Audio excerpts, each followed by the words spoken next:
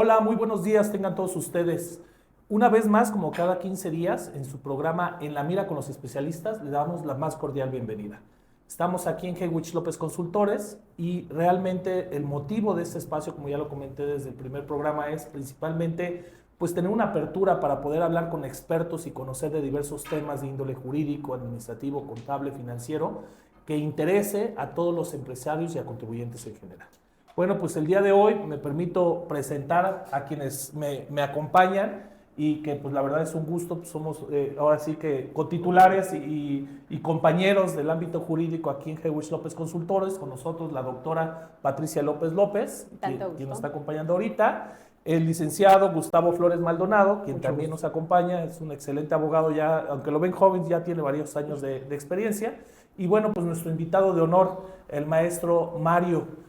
Mi querido Mario García Lobato es una persona que, digo, no, siempre he tenido mi mejor opinión, yo lo conozco personalmente desde hace muchos años, fue mi maestro, digamos, cuando yo estuve ahí apoyando de secretario de acuerdos en tribunal colegiado y me enseñó muchísimo, como compañero, un extraordinario compañero, pero además un experto en derecho y ha estado en juzgados de distrito, en tribunales colegiados. Ahorita Patti nos va a leer un poquito de la reseña curricular. Y que la verdad, pues le agradezco mucho que haya aceptado esta invitación para hablarnos de un tema tan importante como es la independencia del Poder Judicial. Y más frente a la reforma del Poder Judicial que para muchos pues ha tenido pues cierto, digamos, no temor, pero cierta incertidumbre respecto a este tema de la independencia, el modelo en el cual ahora se van a elegir a los juzgados de distrito, los tribunales colegiados, a los titulares, ¿no?, de los juzgados de distrito y de los tribunales colegiados y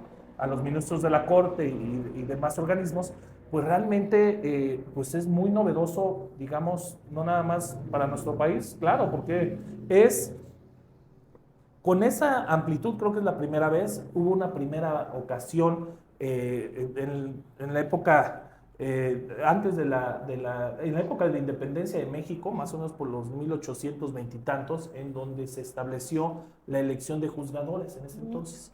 Y se eliminó, se quitó. Sí, pero en el México moderno ya Exactamente, porque precisamente pues advirtieron ahí que se necesitaban jueces imparciales, que no tuvieran ninguna intervención ni nada, pero ahorita se trae ese nuevo tema y creo que es muy importante oír, pues principalmente tú con tantos años de experiencia, Mario, y que has estado en el Poder Judicial, conocer de eso y pues la intención es pues no tanto criticar, sino ver objetivamente cómo está la situación, ver qué es lo que debemos de hacer como sociedad y en su caso como juzgadores, precisamente respecto a este tema, que es muy importante, y bueno, pues conocer, ahora sí que en opinión de expertos, cómo se va a cuidar ese tema de la independencia del Poder Judicial. Y qué más que con un candidato para magistrado de tribunal colegiado en materia de trabajo aquí en nuestra Ciudad de México, ¿no? Entonces, muchísimas gracias, la verdad, por acompañarme, Mario, muchísimas gracias, y mi Pati, te cedo. Muchísimas gracias, muy buen día a nuestro público destinatario que nos ve, pues es una sesión bastante importante que tenemos a cargo el día de hoy del maestro Mario García Lobato, con gran experiencia en el Poder Judicial, una sólida formación académica con una licenciatura en Derecho por la Universidad Michoacana de San Nicolás de Hidalgo, con un trabajo recepcional bastante importante en el caso de la necesidad del estudio de las excepciones procesales opuestas por las partes en el proceso civil, previo a dictarse la sentencia, con una especialidad ya de Derecho del Trabajo y Justicia Laboral por la Escuela Federal de Formación Judicial hacia el 2020, y toda una trayectoria desarrollada al interior del Poder Judicial Federal que no nos deja más claro, sino una gran experiencia y una capacidad importante para la emisión de las resoluciones, y eso nos deja tranquilos. Por lo tanto, es un gusto tenerte aquí. Muchísimas gracias, maestro Mario, por aceptarnos esta invitación, que como ahorita bien dice mi querido Luis, es en el marco de ser candidato justamente a este gran cambio de paradigma que tenemos frente a nosotros en el nuevo desarrollo de la actividad judicial en el país. Así que muy bienvenido, es un gusto para nosotros tenerte, es tu sesión y queremos que nos comentes al respecto, no sin antes pedirle a mi querido Gustavo también que nos pues dé una introducción de este tema. Muchísimas gracias. Muchas gracias, colegas. Maestro Mario, muchas gracias por estar con nosotros en este programa en la mira de los especialistas. Como bien ya anticipaba la doctora Patti, mi querido amigo maestro Luis Fernando Valderas, ha sido muy importante todo lo que ha estado pasando en estos últimos meses en el Poder Judicial y sobre todo por el alcance de la poca comprensión que se tiene con las personas que no conocen el ámbito de la impartición de la justicia en México. Yo entiendo perfectamente que ustedes, como juzgadores o como personas que participan activamente en la resolución de controversias, particularmente en el Poder Judicial, tienen una importante labor de hacerle ver a la gente dónde está la trascendencia del Poder Judicial, dónde está la imparcialidad del Poder Judicial y sobre todo, hasta dónde pueden verse afectadas las sentencias antes de la reforma al Poder Judicial y ahora.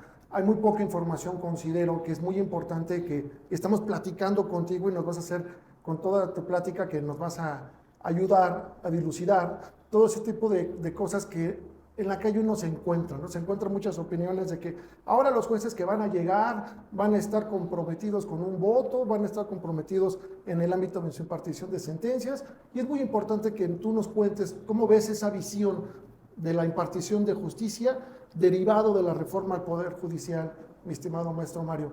Y bueno, quedamos ante ti para que nos vayas contando y platicar. Claro, y más la característica de esa independencia que pues constitucionalmente y en tratados internacionales y en todo el mundo debe tener el Poder Judicial, ¿no? Ahora sí que para la impartición de justicia, ¿no? Te cedemos el uso de la palabra. Muchísimas gracias. Bueno, primero que nada, buenos días a todos. Buenos días, maestra. Buenos días, maestro. Buenos días, licenciado. Gracias, ante todo, por la invitación que me hacen. Para mí es un honor que me inviten. Me encanta hablar sobre estos temas. Me parece el tema que me hicieron favor de comentar para esta sesión. Me parece muy importante y sobre todo en este tiempo que estamos viviendo.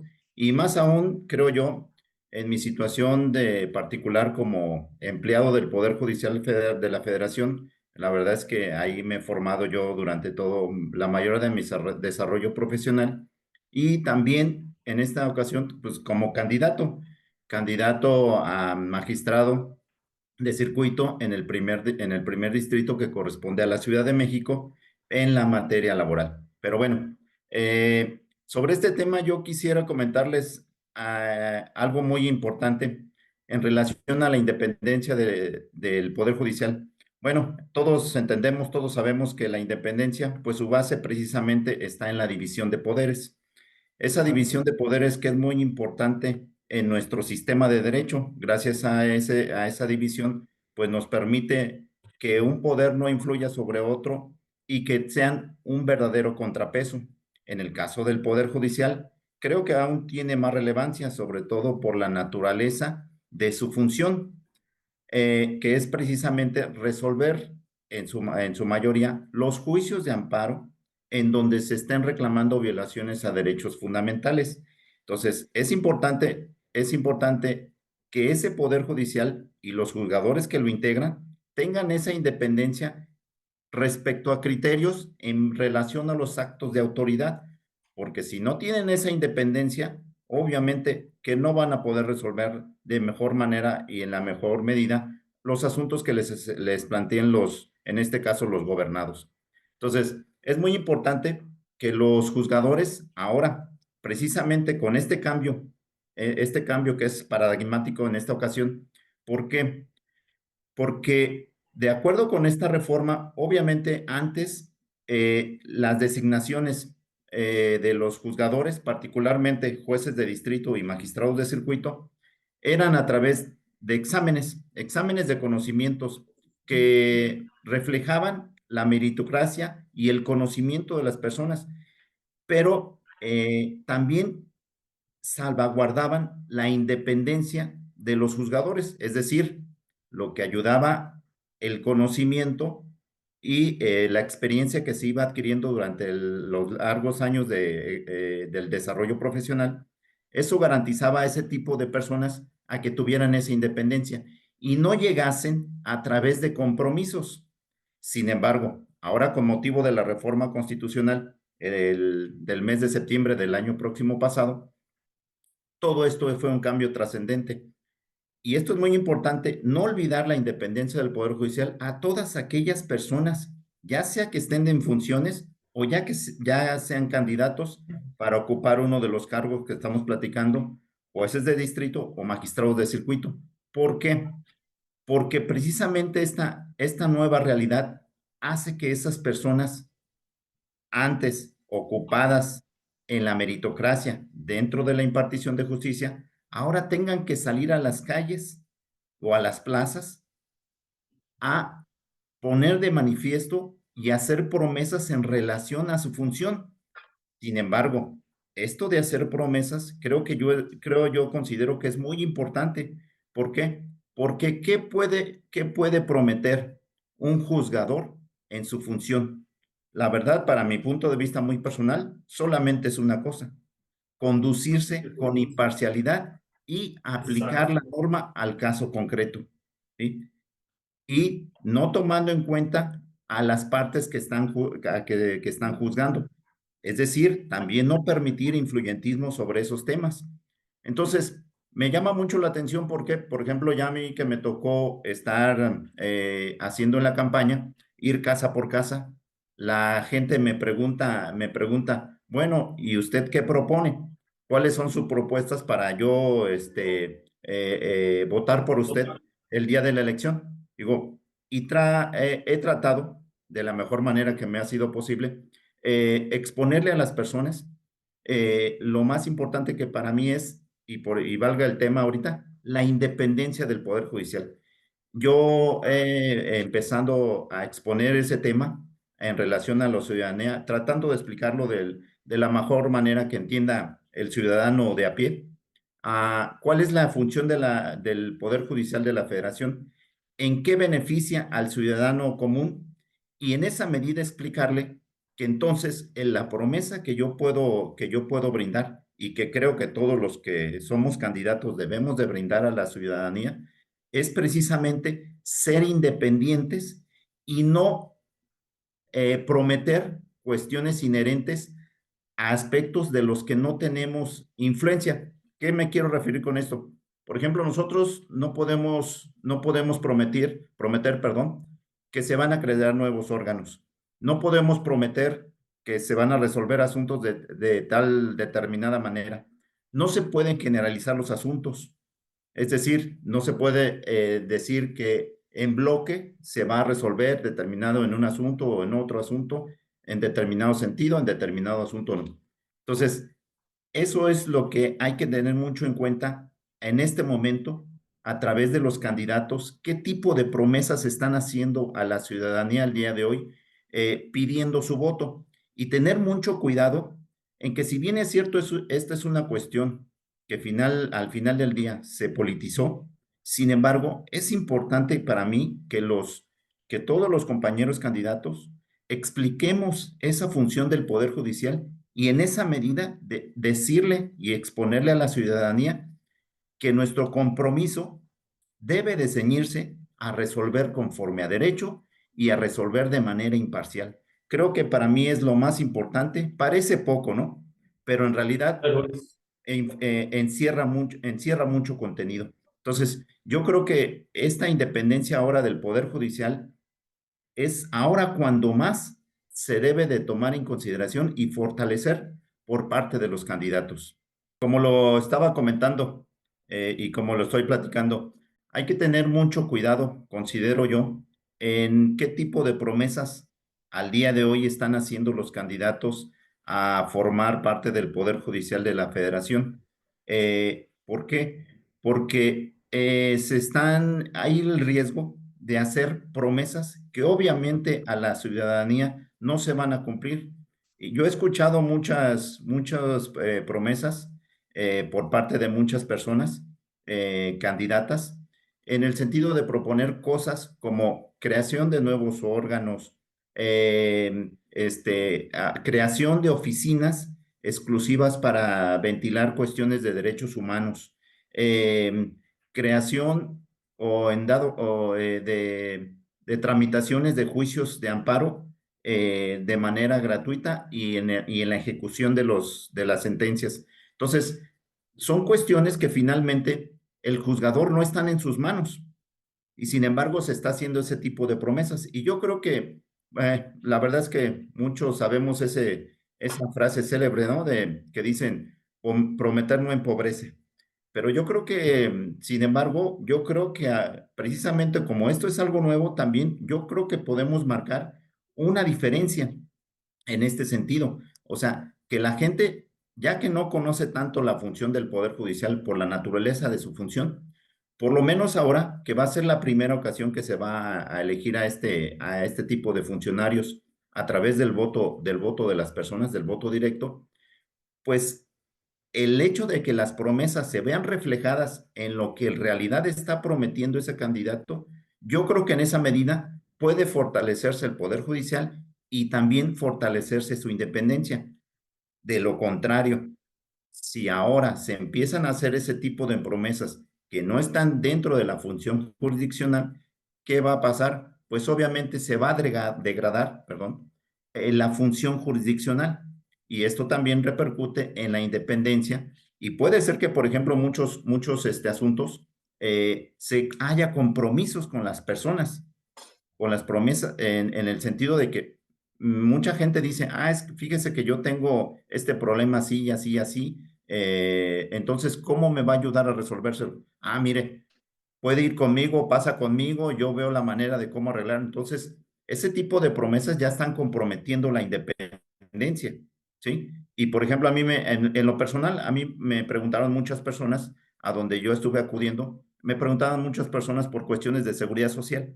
Entonces, solamente les puedes indicar hacia qué organismos, cómo pueden proceder, pero debes de tener mucho cuidado en el tipo de promesa que haces a ese tipo de personas, porque no puedes comprometer un criterio, porque el criterio está dependiendo de cada caso en particular y atendiendo las circunstancias de la situación concreta. Entonces, creo que hay que tener mucho cuidado para ayudar a fortalecer y no destruir la independencia del Poder Judicial de la Federación. Claro, y creo que los votantes mucho tienen hoy que ver en cuanto a la capacidad, sí, la capacidad, el conocimiento, la experiencia, pero la experiencia no como abogados nada más, sino como impartidores de justicia. Que digo, los que estamos aquí sabemos que existe una gran diferencia, que puede ser un conocedor de derecho, sabértelas de todas a todas, pero que te pongan a dictar una sentencia, que te pongan a analizar un asunto, ¿no? Y es una cuestión diferente. Los tribunales, pues la razón de ser de los tribunales es para defender a los, para existir un lugar donde puedan acudir a defender sus intereses frente a actos de cualquier autoridad, ¿no? En este caso. No es para defender a las autoridades, es para defender al gobernado. Y las personas que deben de estar a cargo de esos organismos de impartición de justicia, pues tiene que ser gente que realmente conozca la materia y que sepa cómo impartir justicia. Y creo que hay ciertas demandas hoy en día. Y digo, lo que tú comentas, Mario, en mi opinión, pues lo avalo 100% porque lo vemos. Y créeme que ahora ya yo del lado del litigante vemos una resolución que no analiza a fondo todos los asuntos, que pasó por alto ciertas cuestiones, que sin fundamento, sin razón y sin una argumentación clara, porque déjate el criterio, sino sin tomar en cuenta, resuelve de manera indebida, generando una afectación al particular, pues nosotros estábamos acostumbrados a que teníamos el Poder Judicial en el cual pues iban a, pues, de cierta forma, a corregir la plana. Es el garante, ¿no? Si algo enaltece siempre el Poder Judicial es que es el garante de la seguridad jurídica en el Estado mexicano. Exacto. Y como decía Mario, el tema de los pesos y contrapesos es que si hay un poder legislativo que emite un acto legislativo y vamos contra él, el Poder Judicial es el que resuelve con ese peso para derivar. Y si proviene del Ejecutivo, pues también justamente el que tutela esa seguridad jurídica de los gobernados, del contribuyente de a pie, del justiciable, es el Poder Judicial. Claro, y entonces nosotros estamos acostumbrados a decir, bueno, a ver, por elecciones, pues tú tienes que ir a solicitar el voto de la ciudadanía. Claro. Pero lo que estoy entendiendo, Mario, y que lo capto y que te doy toda la razón, es el que uno vaya a solicitar el voto de la ciudadanía para darse a conocer, pedir que voten por ellos, no tiene que implicar de forma alguna el violentar esa independencia judicial que debe tener un juzgador. Y mucho para no confundir a la gente o para no darle una mala información, no generar promesas que van más allá de la posibilidad de las facultades que tenga un juez, un magistrado, ¿no? Un juzgador. No sé Oye, cómo lo veas. fíjense que yo creo que es muy importante porque a raíz de esta reforma se democratizó lo que antes no estaba, que era la elección de jueces y magistrados, como bien ya lo dijo Mario en un inicio. Y esa democratización de elección de jueces y magistrados nos ha traído diversos temas, todos con cierta crítica, todos muy amplios, todos muy debatidos. Yo creo que aquí, aparte de la labor tan importante que tienen los candidatos de difundir sus propuestas y la manera en cómo ven el Poder Judicial, también el ciudadano tiene una labor muy importante de enterarse por quién va a votar antes de hacer ese voto efectivo, ¿no? Porque nosotros lo vemos en la práctica día con día. Lo importante en el sistema de impartición de justicia en este país, si no de las partes más importantes, es la emisión de una sentencia. Entonces, en esta parte, este proceso de democratización, también a nosotros como gobernador nos dejó una gran responsabilidad de enterarnos por las personas que vamos a votar, qué perfil tienen y sobre todo que poner atención en esto que nos dijo Mario, que eso es algo muy importante, ¿no? Ver cómo se están comprometiendo y poder ver hasta con cuestiones meramente lógicas si las cosas con las que se está comprometiendo van a poderse cumplir o no, ¿no? Porque hay incluso foros como este y otros más que se están haciendo, pues podrá ayudar a que la gente que nos escuche, que nos vea efectivamente si su voto puede ir razonado o no, que yo creo que es algo que nos puede ayudar a todos. Mario, yo no sé tú qué opines. Ahí fíjate que hay mucha gente que cuestionaba el tema de que si efectivamente los jueces iban a resolver con parcialidad o no, y sobre todo de la distancia de los juzgadores, ¿sabes? Se cuestionó mucho. La persona que propuso la reforma al Poder Judicial decía, eran oye, inalcanzables los magistrados. Eran inalcanzables los magistrados. Había una línea muy larga de comunicación entre los magistrados, no es nada cercano a la gente. ¿Tú cómo ves ese punto de vista para que la gente lo entienda, Mario? Claro, muchísimas gracias. Fíjate que me parece una pregunta bastante interesante y que incluso a la gente del Poder Judicial nos movió mucho el piso en relación a la función. ¿Y por qué digo? Obviamente todos sabemos todo lo que fue aconteciendo, tanto desde que se mandó la propuesta de reforma constitucional, que pasaron algunos meses, hasta llegar a la conclusión. Ya sabemos todos los movimientos sociales que se dieron, que se existieron. No quisiera entrar a ahondar en el tema en relación a si los que están de acuerdo, que no lo están de acuerdo, etcétera. Yo lo que quiero comentar en relación a esto y encaminado a la interrogante que pones de manifiesto ahorita sobre la mesa, a la gente del Poder Judicial nos llamó mucho esto la atención. ¿Cómo es posible que la gente no conozca la labor del Poder Judicial para que entienda la situación y cómo se desarrolla el ejercicio? Y es que precisamente ese es un tema que es una realidad en el sentido de que la gente no conoce la función de los empleados del Poder Judicial de la Federación, desde los ministros de la Suprema Corte hasta llegar al último peldaño, que es los oficiales, que en otros órganos se les llama como escribientes. Todo ese organigrama, ¿cuál es la función y por qué no tiene la difusión que debiese? Y yo creo que aquí viene el aspecto muy importante y en relación a la pregunta. Creo que sí es indispensable que se le dé esa difusión al tipo de resoluciones que se dictan y no solamente concretizarlo a la Suprema Corte de Justicia. Me refiero particularmente el Pleno de la Suprema Corte o a través de las salas también, tienen difusión sus resoluciones, pero no tienen difusión las resoluciones que dictan los tribunales colegiados y mucho menos, desgraciadamente, las sentencias que dictan los órganos jurisdiccionales, que en este caso son los jueces de distrito también, es a los que me estoy refiriendo. Entonces, sí es indispensable que exista este tipo de difusión y muchos podrán decir, pero espérame, lo que pasa es que cada expediente, atendiendo a las partes que están en controversia o litigio, no es posible por el sigilo que debe haber en relación al nombre de las personas o de las intervenientes. No se puede dar publicidad a ese tipo de datos. Sin embargo, hay que tomar en cuenta que existen las versiones públicas Esas Claro. versiones públicas de las resoluciones, claro que se les puede dar publicidad. Entonces, el Poder Judicial de la Federación debe de trabajar de mayor manera con este aspecto. ¿Para qué? Para que sirva al ciudadano. Más aún en la situación con motivo de la última reforma a la propia ley de amparo, en donde se está restringiendo cada día más el poder hacer una declaratoria general de inconstitucionalidad. Entonces, ¿qué es lo que pasa? Entonces, debes de ayudarle o debes de dar mayor difusión a las resoluciones que se dictan y a la función que se desempeña a través de las vías públicas que existen. ¿Para qué?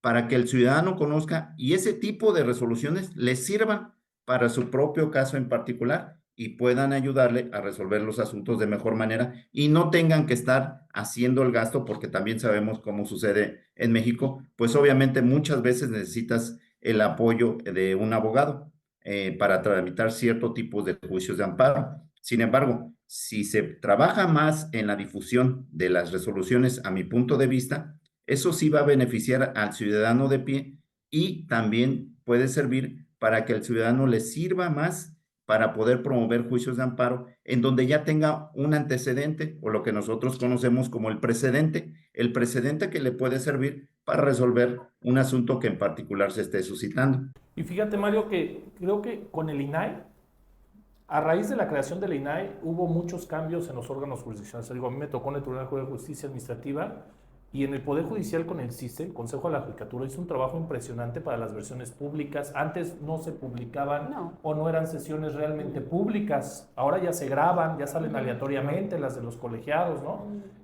Con independencia de lo de las salas, el Poder Judicial que está de difusión. Digo, se ha trabajado en eso, pero siempre se había tenido ese sentido de sigilio un poco, ¿no? En cuanto a la información. Como hermetismo, ¿no? Hermetismo, y es muy importante, pero lo que tú comentas creo que es una realidad, es una cosa que a lo mejor y sí valdría la pena seguir explotando más, porque no es algo que el Poder Judicial no haya hecho. Claro. Lo ha venido trabajando y hoy en día te metes y ves tipos de sentencias, tiene unos buscadores mucho más eficientes que otros tribunales. Hasta proyectos de relevancia son publicados antes de que se voten y justamente los sectores de la población con ese interés advierten sobre qué línea va a ir, esperan la sesión a efecto de ver cuál va a ser la forma de dilucidar de los señores ministros y el posicionamiento, pero a veces conocemos ya versiones públicas antes de que se celebre. Y bien importante, Luis, Pati, Mario, hemos visto un cambio en la manera en cómo se redactan las resoluciones. Hoy en día me ha tocado ver muchas resoluciones con un lenguaje más donde inclusivo. Cualquier persona que lo pueda leer lo va a entender, más ¿no? ciudadano. Sin tanto tecnicismo. O sea, también es un reto bastante importante para que la ciudadanía deje de pensar que el Poder Judicial está distante a ellos. Muy lejos. ¿no? Claro. Entonces, Digo, son cosas que bueno. se han hecho, pero creo que se necesitan trabajar aún más, porque creo que es una demanda ciudadana en general. Siempre a todos se nos complica, ciudadanos, como que los temas, digo, así como a nosotros los abogados, los temas médicos. Bueno, a mí en lo personal se me hacen, o sea, me le dice, entiendo lo que dice el doctor y a los 5 segundos ya no sé qué dijo. Creo que pasa lo mismo con el idioma legal, ¿no? Que es complejo de cierta forma pues, desde la forma, ¿no? Hay palabras que son muy técnicas que el público destinatario, si le dices un sobreseimiento, bueno, y aunque quieras explicarlo y digas es una causa que inhibe al juzgador a pronunciarse del fondo y ¿eso qué es? La trascendencia sobre todo. Exacto. Pero mira, hay cosas que yo veo como oportunidades a lo mejor.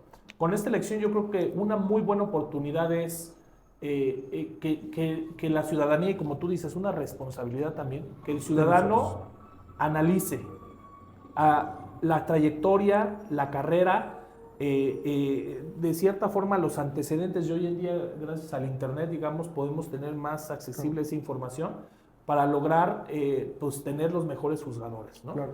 2, entender nosotros los ciudadanos la función del juzgador. Es como cuando uno entiende la función del piloto, ¿no? De un avión, bueno, pues su función es muy específica, no le vamos a estar pidiendo café, ¿no? Oye, vamos a aterrizar, no aterrice, aguánteme, sírvame café. Pues no, porque es una función totalmente diferente. Entonces, creo que los ciudadanos debemos de abocarnos a eso, tener más, digamos, pues que nos importe más ese tema, ¿no? Aquí me gustaría también abundar un tema muy importante, porque yo he visto que hay muchos candidatos que se suman a todo esto, pero no tienen experiencia en la impartición de justicia, Exacto. lo cual a mí me preocupa bastante como ciudadano, ya lejos de como abogado, como maestro, lo que sea. Y Me el preocupa tipo de bastante, justicia ¿no? que van a impartir, El tipo de justicia que van a Porque impartir. no es lo mismo ser un juez, perdón, civil que un Fíjate, colegiado. y qué mejor aprovechar que tenemos a Mario. Mario, otra pregunta más que me gustaría hacerte. ¿Cuánto tiempo te tomó a ti de conocimiento o de experiencia para hacer sentencias? ¿Cuánto tiempo te tomó realmente para poder hacerlas? Sí, me tomó concretamente aproximadamente para hacer una sentencia ya completa, ya con sin tantos errores, porque obviamente pues esto es de empezar de poco a poco, ir conociendo los criterios, seguir estudiando en relación a las interpretaciones que hay en relación a cada precepto que es aplicable al caso particular, etcétera. Aproximadamente como entre unos 6 meses y un año, ya después de estar trabajando en el Poder Judicial, ya estás plenamente capacitado para resolver cualquier tipo de asunto. Obviamente, en el entendido de que en el Poder Judicial de la Federación es interesante la formación. ¿Por qué? Porque en el Poder Judicial de la Federación nos hacemos todólogos. ¿A qué me refiero? No nos especializamos en una sola materia, porque conforme estás en un órgano de materia civil, estás en un órgano de materia penal, estás en un órgano de materia administrativa, con todas las submaterias administrativas que existen, estás en un órgano laboral. Entonces, obviamente, ¿y qué quiero decir con esto? La función esencial toral de los órganos jurisdiccionales, particularmente me estoy refiriendo a lo que corresponde al juicio de amparo, es decir, revisar si un acto de autoridad es o no violatorio de derechos fundamentales. Bueno, pero para resolver eso, claro que necesitas saber la materia civil, la materia penal, la materia administrativa, la materia agraria y las materias que derivan de estas que acabo de comentar. Si no sabes esas materias, no vas a poder determinar si existe o no violaciones a derechos fundamentales. ¿Y esto a qué me quiero referir con esto? Pues es obvio que nadie puede saberlo todo. Entonces, todos los días es un estar constantemente aprendiendo. Además de que, pues obviamente el derecho es cambiante, como cualquier ciencia social. Entonces, al mismo tiempo tienes que seguirle el ritmo a las actualizaciones, pero sin embargo, para hacer el proyecto, un proyecto en particular, yo calculo que entre 6 y un año ya estás preparado para eso. Pero obviamente, pues si viene una formación, un estudio constante y un estudio cuando ya por lo menos te autorizan por parte de los titulares los proyectos correspondientes, también eso tiene que ver que obviamente pasa por muchas manos para poder ser. Y una cosa es la técnica procesal en el dictado de una sentencia, en la elaboración de un proyecto de sentencia, de qué vas a analizar primero, los resultados, considerandos, procedencia, pues si existen vicios de forma, de procedimiento, de fondo, ¿no? El año. Pero yo imagino, bueno, en opinión y ves, es para el dictado constante de sentencias y como responsabilidad de los juzgadores, es analizar pues lógicamente las violaciones que alegan en las demandas, en lo que fuera, y conocer de la materia, tanto de la materia de amparo, que es fundamental, pero como tú dices, de las otras materias, ¿no? Claro. que derivan propiamente y que son materias. Y creo que es un trabajo arduo, muy fuerte, que un litigante no tiene esa visión como juzgador. Un servidor público no la tiene porque no trabaja de esa forma. Que quizás ahí es donde se puede romper la imparcialidad. Yo por eso veo una línea muy delgada entre la independencia y la imparcialidad, ¿no? Porque esta democratización de la que hemos platicado abrió una caja en la que cualquier persona podría aspirar a ser juez o magistrado, ¿no? Y como bien dices, Luis, un abogado, por lo menos nosotros que ya tenemos bastante experiencia, pues ya tenemos un chip, ¿no? Ya sabemos bien cómo argumentar nuestras demandas y demás, ¿no? Pero que del día de mañana te pongan como juzgador, yo veo que hay un reto muy importante para que dejes de pensar como abogado defensor y ahora te pongas como mero imparcial, ¿no? Claro. Yo creo que aquí nuestro estimado Mario pues tiene esa visión y esa trayectoria que solamente es darle continuidad.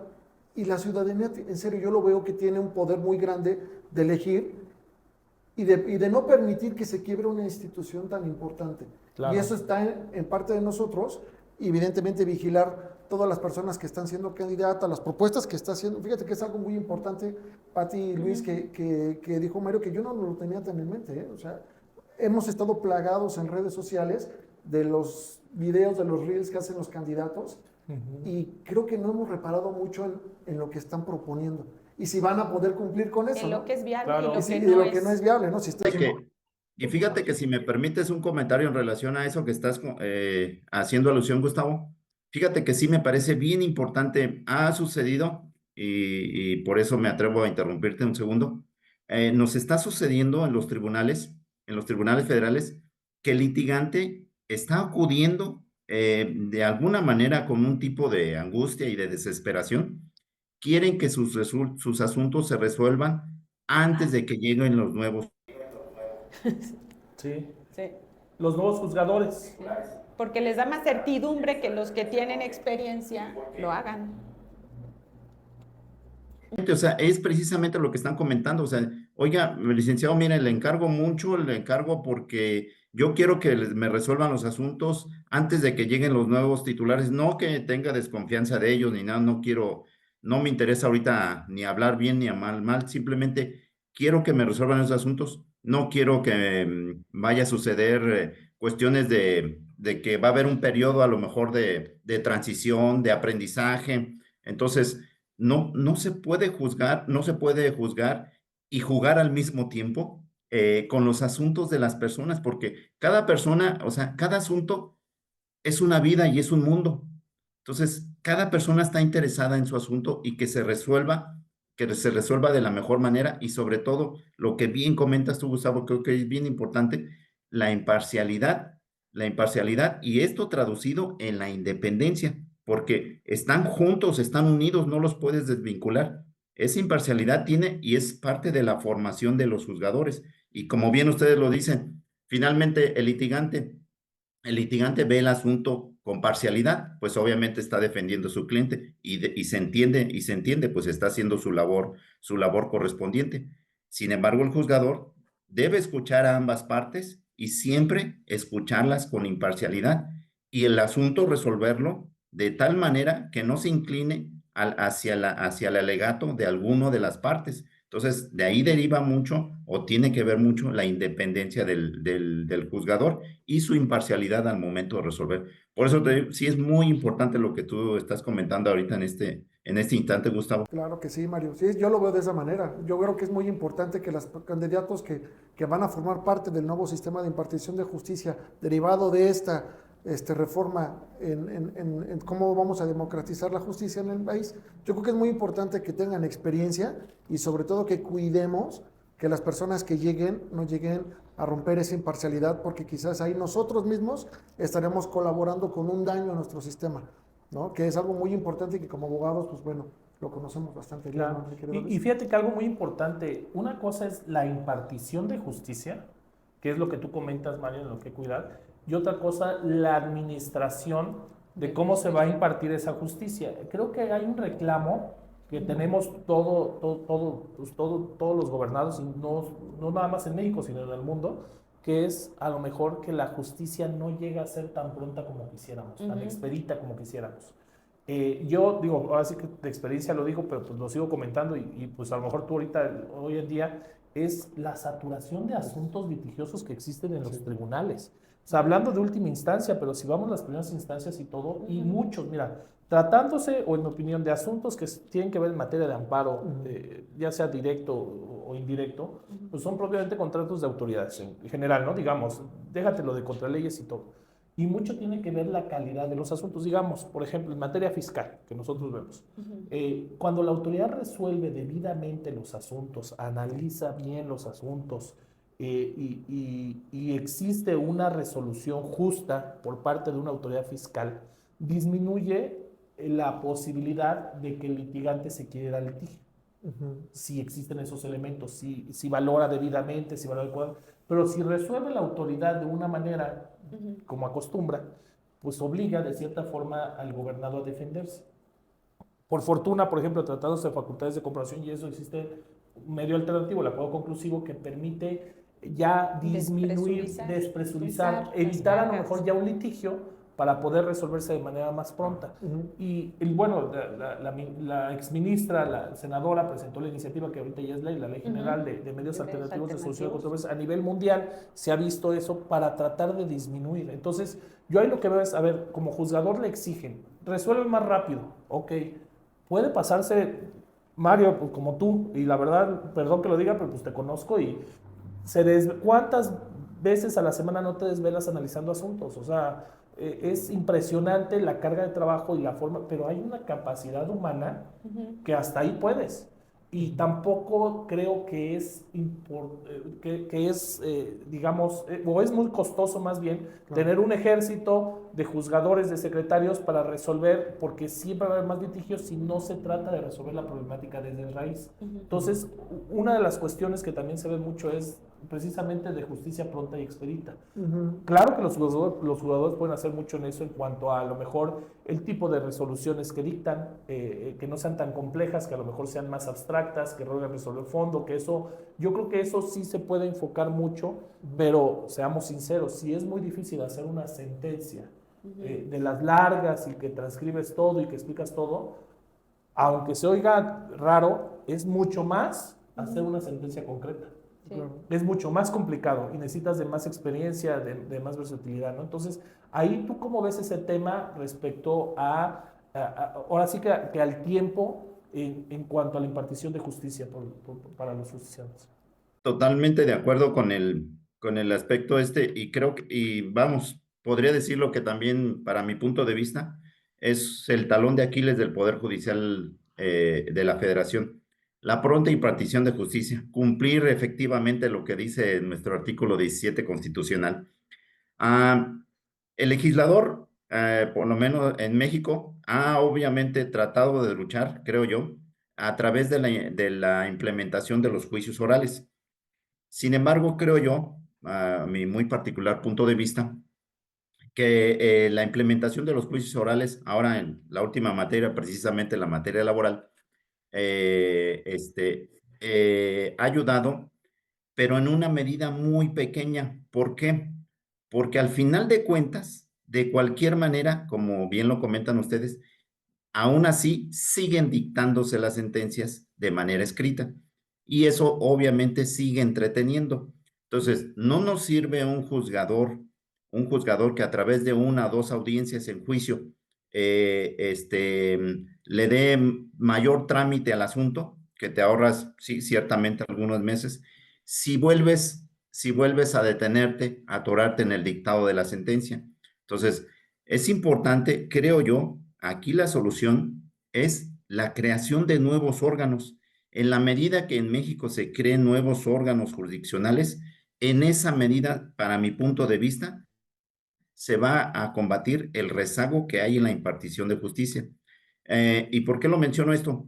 También hay un estudio que hizo precisamente la Comisión de Justicia de la Comisión Interamericana de Derechos Humanos en relación a la región de Latinoamérica, en relación al número de juzgadores que se requieren por porcentaje de población.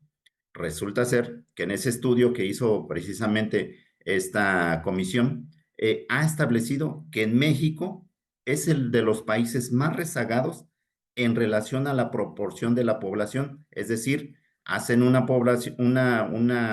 determinación o un porcentaje de que por cada 10,000 habitantes se requieren por lo menos 20 juzgadores. Entonces, en nuestro país no alcanzamos eso, porque ni siquiera en el millón existe ese tipo o ese número de juzgadores que se requieren. Entonces, esto nos ha creado un rezago, imprecisamente incluso el país que mayor avances tiene en esto de la región de Latinoamérica es precisamente Chile. Chile es uno de los países más avanzados en lo que corresponde de nuestra región, en lo que corresponde al rezago en la impartición de justicia. ¿Y por qué? Ahí está establecido que la solución para los asuntos no es tanto la oralidad, sino el número de órganos jurisdiccionales que crees. Y efectivamente así sucede.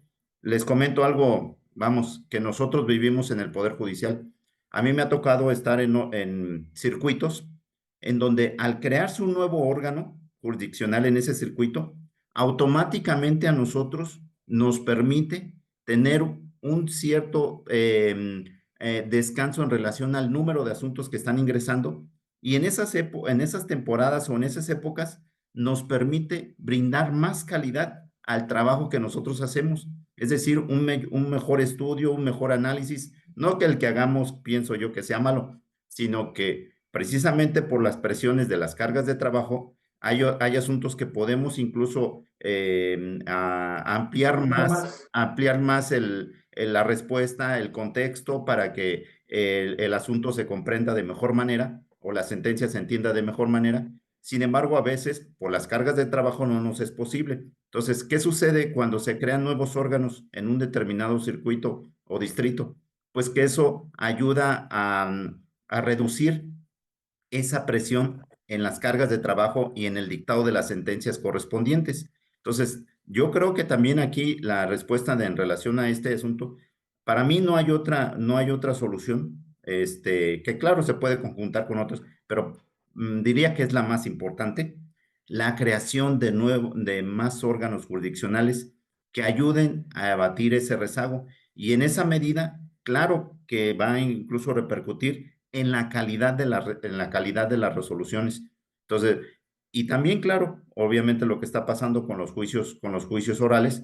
Sin embargo, sí es necesario la creación de nuevos. De más órganos.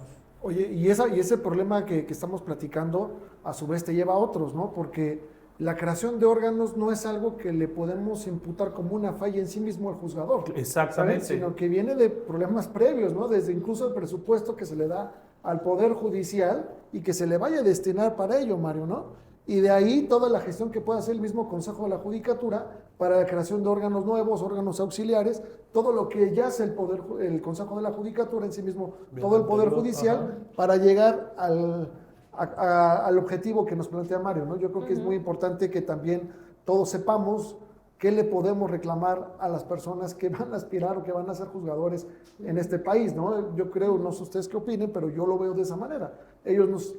Los que van a ser juzgadores no son responsables ahorita del rezago institucional.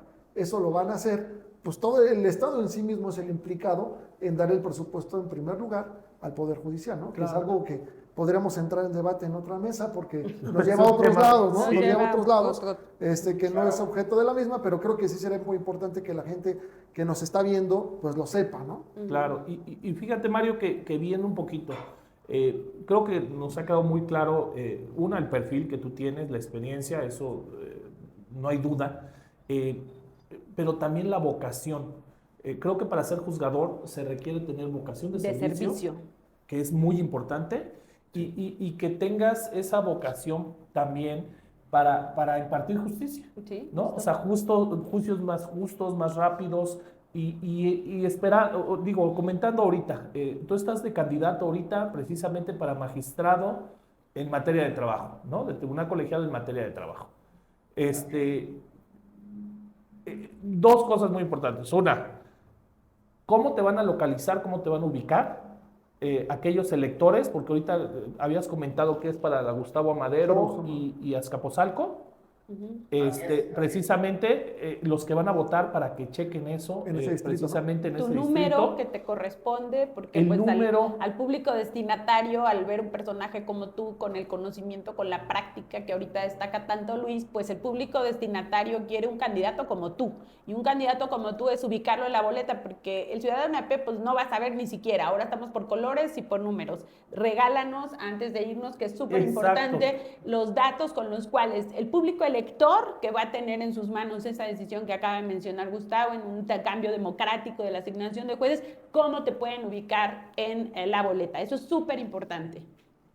Muchísimas gracias, doctora. Gracias también por la oportunidad que me dan de darme a conocer ante los ciudadanos que pueden consultar mis datos y votar por mí.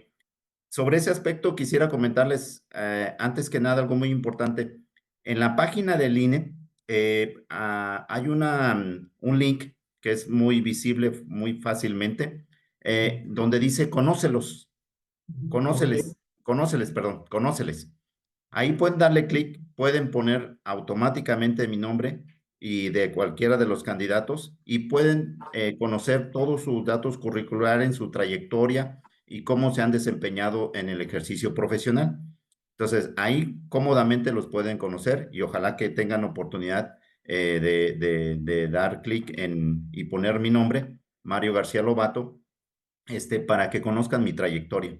Y sí, efectivamente, como lo comentan, ahora con motivo de esta elección, lo que corresponde particularmente a la Ciudad de México, el INE, obviamente por la densidad poblacional, el INE dividió la Ciudad de México en 11 distritos y les llamó distritos judiciales, y son distintos a los distritos electorales. ¿Sí? Resulta ser, en mi caso particular, me tocó el distrito número 6, distrito judicial número 6, que corresponde particularmente a las demarcaciones territoriales, toda la delegación Azcapotzalco y una parte de la delegación Gustavo Amadero, ¿sí? Particularmente la zona norte, de la Basílica hacia el norte, hacia la salida a Pachuca. Todas esas personas de esas demarcaciones territoriales que acabo de comentar, ojalá que puedan consultar mis datos, ojalá que puedan hacerme favor de apoyarme con su voto. ¿Cómo va a ser la elección? Ah, en la boleta que corresponde a la del color rosa, que tiene para magistrados, ajá, que tiene el membrete en la parte superior, magistradas y magistrados. Es la boleta de color rosa. En esa boleta de color rosa hay una columna del lado izquierdo que están enumeradas todas las que son candidatas del género femenino. En la columna de la derecha, todos los candidatos que son del género masculino. En esa columna de la derecha me encuentro yo en el número 29. Sería 29. Ese número 29 es muy importante porque mi número 29, aparte de estar mi nombre y el número 29 al lado izquierdo, también está marcado con el color amarillo. Ese color amarillo es muy importante. ¿Por qué? Porque en la parte superior de ese listado de los que corresponden al género masculino, hay 4 recuadros.